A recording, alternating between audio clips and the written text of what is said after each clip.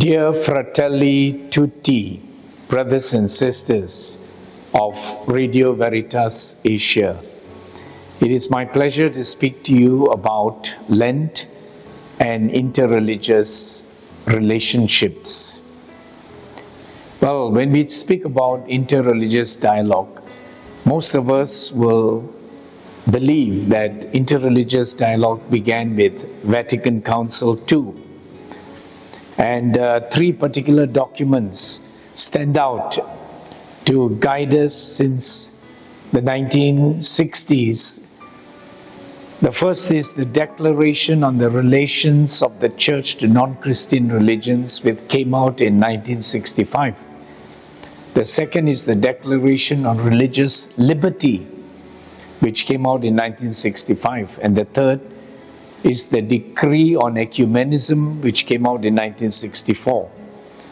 And obviously, for us in this generation, the foundational teachings that opened up new pathways for interreligious dialogue in the universal church goes back to Vatican Council II. But I would like to suggest that interreligious relationships began long before Vatican Council II. And I would like to bring us back to Pentecost. Pentecost event that happened 2,000 years ago, found in the Acts of the Apostles, chapter 2, verses 9 to 11. And this is sent to me in a letter from Pope Francis when he made me a cardinal. And he mentioned about the Pentecost experience. And he said that the moment the apostles, Peter and the apostles, came out of the upper room, he had to meet the universal community of humankind. Universality, he said, was revealed on the morning of Pentecost by the symphonic unity of, quoting from Acts of the Apostles, Parthians, Medes, Elamites, and residents of Mesopotamia, Judea and Cappadocia, Pontus and Asia, Phrygia and Pamphylia, Egypt, and parts of Libya belonging to Cyrene, and visitors from Rome, both Jews and proselytes, Cretans and Arabs. The whole world was there.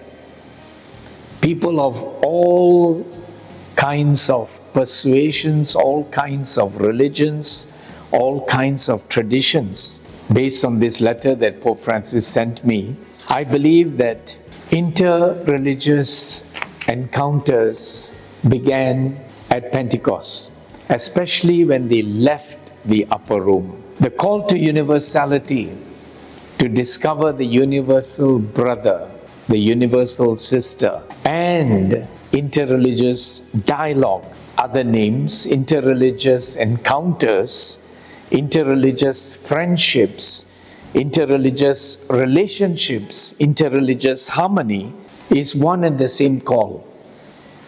It began at Pentecost, reinforced at Vatican Council II, and further reinforced through the Federation of Asian Bishops Conference. And this is understandable why the Federation of Asian Bishops Conference is particularly concerned about this. Because pastorally and historically and naturally almost, we are in the front lines of promoting interreligious dialogue in this beautiful continent of Asia, with its many religions and religious traditions, because all of this was mostly born on Asian soil, and sure, the Holy Spirit has something to do with it. So FABC was prophetic when it spoke about the need of the church in Asia particularly to engage in a triple dialogue. The dialogue of culture, the dialogue of religions, and the dialogue with the poor is one and the same dialogue. You cannot separate in Asia religion from culture. You cannot separate it from traditions. And maybe this triple dialogue has moved us one step further to the dialogue of life itself, lived in the marketplace, and not just an intellectual dialogue that goes on among professionals. Let us move where the Holy Spirit is moving from Pentecost till today. Now it is exciting that we Catholics have begun the 40-day season of Lent, and our Muslim brothers and sisters have begun the 30 days season of Ramadan, and both focus on prayer, intense fasting, and intense almsgiving or compassionate works. So that's one interesting coming together of two major religions, the Islamic faith and the Catholic faith, both going through this season, this penitential season of fasting, of prayer, and of almsgiving. And also, this year, the Jubilee year of hope, there is another interesting event that is happening, and that is we are going to celebrate 1,700 years of the Council of Nicaea that took place in the year 325. By God's grace, this year, all the Christian churches, whether they be the Orthodox churches, whether they be the Protestant churches, whether they be the Catholic Church, whether they be the evangelical churches, who follow two different calendars, the Julian calendar and the Gregorian calendar. And by God's grace this year, we are going to celebrate Easter on the same day, because these two calendars collide with the same day for the celebration of Easter. Now this is something rather exciting, really. And it is at the Council of Nicaea that important decisions were made by a united church before we went different pathways about the divinity of Christ, about the Trinity, and about the church being one, holy, Catholic, and apostolic.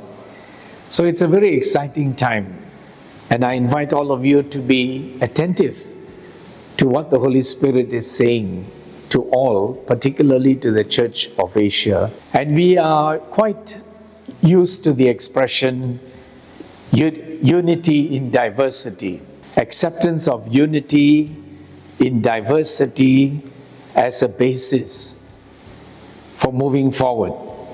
I would like to push this one step further. Is it possible to even accept opposites in our different religious traditions? Opposites and yet be united. Diversity sometimes includes taking opposite views about God, about Jesus, about monotheism and Trinity, about the humanity and the divinity of Christ. We may even take opposite views. But is it possible to speak about unity in diversity and go beyond and even speak about unity in opposites? That we can still have a relationship, because ultimately God is love, and love conquers all. And this is what Pope Francis has been saying, that we are all called to be missionaries, missionaries of joy, missionaries of mercy, missionaries of hope, especially in this year dedicated to the Jubilee of Hope. So, God bless you, and have the best Lent of your entire lives, and have a great celebration of Easter together with the Orthodox churches, together with the Protestant churches, together with the evangelical churches, together with the Catholic Church.